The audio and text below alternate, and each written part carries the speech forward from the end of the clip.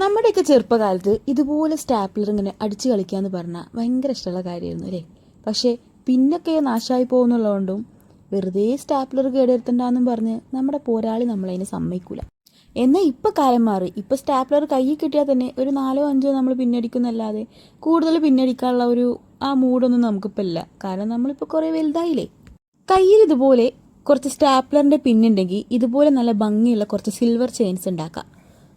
ഇനി പിന്നില്ലാന്ന് വിചാരിച്ച് വിഷമിക്കണ്ട. ഒരു 10-12 രൂപ കൊടുത്താൽ ഇതുപോലൊരു പിന്നിൻ്റെ സെറ്റ് ബോക്സ് തന്നെ നമുക്ക് വാങ്ങാൻ കിട്ടും. ഇതുപോലെ കുറച്ച് പിന്നുകൾ വീഡിയോയിൽ കണ്ട പോലെ എന്ത് ചെയ്യുക, കുറച്ച് പിന്നുകളൊക്കെ നമുക്ക് അടിച്ച് മാറ്റിയേക്കുക.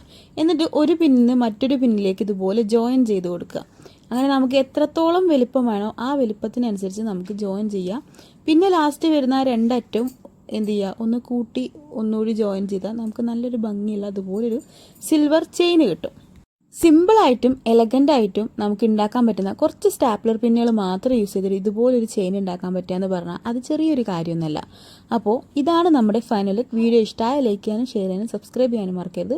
ഒന്ന് ഫോളോ കൂടി ചെയ്യണേ. അപ്പോൾ ഈ മാല ഇട്ടിട്ട് എൻ്റെ ഒരു പുതിയ കുഞ്ഞു മോഡലാണിത്. അപ്പോൾ ഈ മോഡൽ നമ്മുടെ മാല ഇട്ടിട്ടൊന്ന് ഡെമോ കാണിച്ചു തരുന്നതായിരിക്കും.